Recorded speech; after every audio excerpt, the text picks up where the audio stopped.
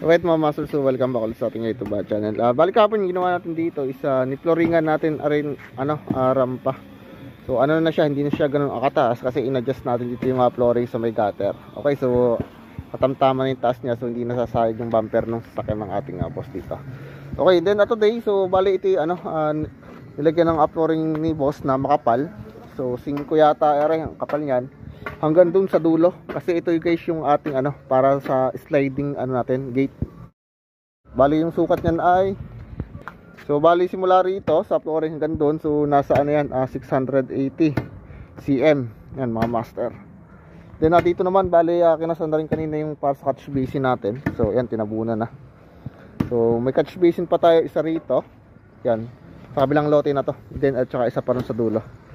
Then dito naman isa hinuhukay na yung ating isa pang catch basin para dun sa may aso naman. So yan ang atigas naman din gawa ng ito yung dati nating pinaghahaluan.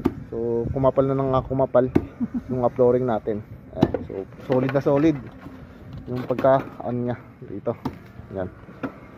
Then dito so inabang ko na yung para sa solar natin. So sa wire are. So ito yung for the future lang natin para sa motor natin. So diretso to guys to sa taas natin dun sa rooftop natin.